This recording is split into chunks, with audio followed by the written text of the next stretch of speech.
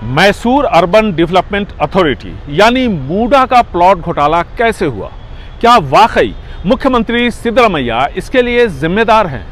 कानूनी तौर पर मुख्यमंत्री सिद्धरामैया इस पूरे मामले में कहां खड़े दिखते हैं? बीजेपी क्यों इनका इस्तीफा मांग रही है? इसके बावजूद कि प्लॉट का आवंटन सिद्धरामैया की पत्नी पार्वती को बीजेपी के शासनकाल में किया गया था। मुख्यमंत्री सिद्धरामैया के खिलाफ मुकदमा चलाने की इजाजत देकर क्या राज्यपाल थावरचंद गहलोत ने अपनी सीमा लांघी है? इसी आरोप के साथ मुख्यमंत्री सिद्धरामैया ने कर्नाटक हाईकोर्ट में राज्यपाल के फैसले को चुनौती दी है। बीजेपी मुख्यमंत्री सिद्धरामैया को कटघरे में क्यों खड़ा कर रही है? And what for I should resign? Tell me. Why I should resign? See, according to me, the governor has to resign. Because he acted like a puppet in the hands of the government of India. पहले एक नजर chronology पर। मूडा ने मैसूर के देवनूर में layout विकसित करने के लिए 1992 में जिस प्लॉट का अधिग्रहण किया, उसका एक हिस्सा 1998 में डी नोटिफाई कर उसके मालिक को वापस कर दिया। यानी डी नोटिफाई होते ही जमीन का वो टुकड़ा दोबारा कृषि भूमि बन गई। लेआउट के बीच में कृषि की भूमि की मौजूदगी अजीबोगरीब लगती है। 1998 में जब जमीन के इस टुकड़े को डी नोटिफाई किया गया, तब सिद्धरामैया राज्य के उप मुख्यमंत्री थे। इसी टुकड़े को 2004 में सिद्धरामैया की पत्नी पार्वती के भाई ने खरीदा और एक बार फिर कन्वर्जन कर कृषि की भूमि कैटेगरी से अलग करवाया। तब भी सिद्धरामैया राज्य के उप मुख्यमंत्री थे। 2010 में जब पार्वती को उनके भाई ने जमीन के इसी टुकड़े को उपहार के तौर पर दिया, तब सिद्धरामैया कर्नाटक विधानसभा में विपक्ष के नेता थे। जमीन का मालिकाना हक लेते वक्त सिद्धरामैया की पत्नी को पता चला कि उनकी जमीन पर मूडा ने लेआउट विकसित कर लिया है। ऐसे में अपनी जमीन की वापसी के लिए उन्होंने कानूनी लड़ाई शुरू की।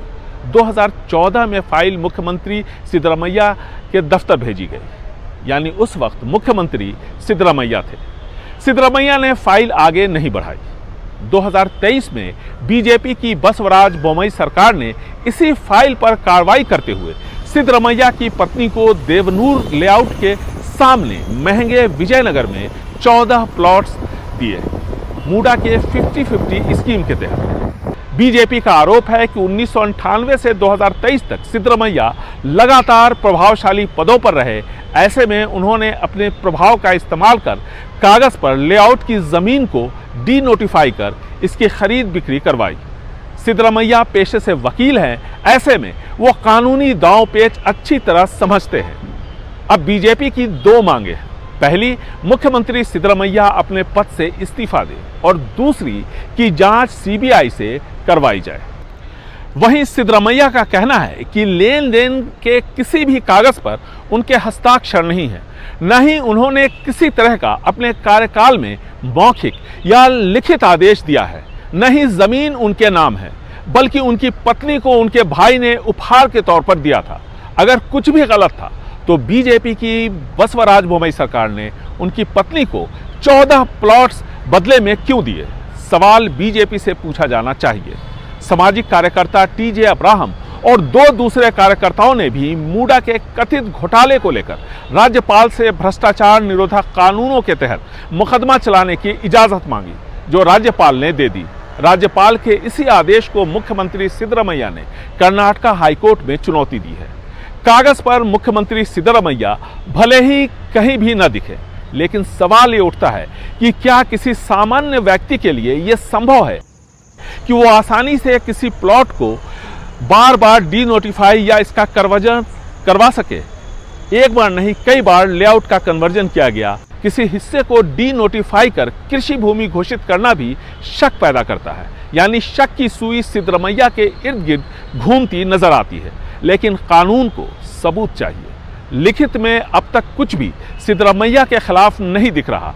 ऐसे में जो भी एजेंसी मूडा के कथित घोटाले की जांच करेगी, उसके लिए सिद्धरामैया के खिलाफ ऐसे पुख्ता सबूत इकट्ठा करना होगा जो अदालत में मान्य हो।